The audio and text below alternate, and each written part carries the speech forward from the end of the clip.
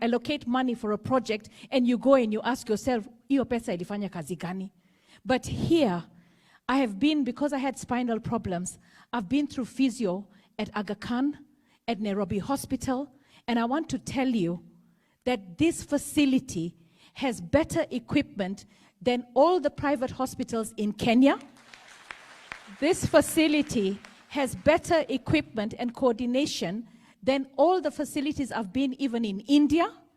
And when I hear that they will be charging only 100 shillings for a child, and they're charging 1,000 for an adult, and I know that even Kenyatta National Hospital charges a lot more, I believe that we should publicize this facility and ensure that Kenyans get to know. Your Excellency, I heard you asking a question when you were being shown the facilities. You asked, na watoto wa Kakamega wataenda wapi? We had the 8 provinces. Such a facility should be replicated in all the 8 provinces. Your Excellency, all those women that you saw that are here with their children, you know, to be given a disabled child, it's a gift from God, we say, because it teaches you how to become so humble, and your humility and your love is challenged.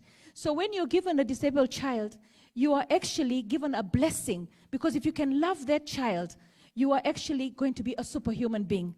So I saw all those women, and one thing I know, even if they pay 100 here, if they're living so far away, it becomes very challenging. With our housing project, because of this facility being here, we should make a housing project nearby and strictly for women and mothers and parents who have disabled children. So the proximity is just within walking distance.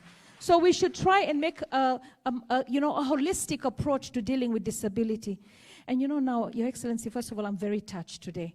And I want to congratulate everybody that put the money to good use. This is the kind of Kenya we want, where you're given a budget and you do the right thing.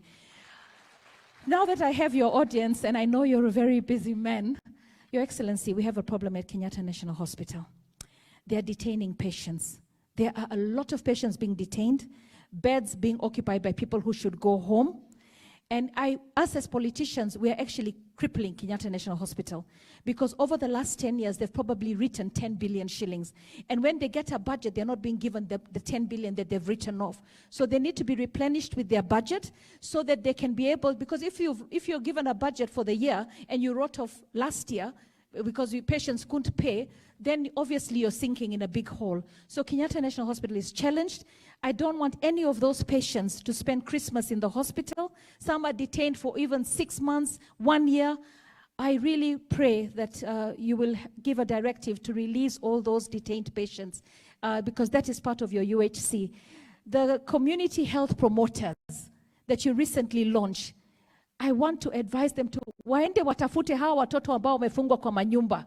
Watolewe waletwe hapa. Waanze physiotherapy. Thank you so much and God bless you.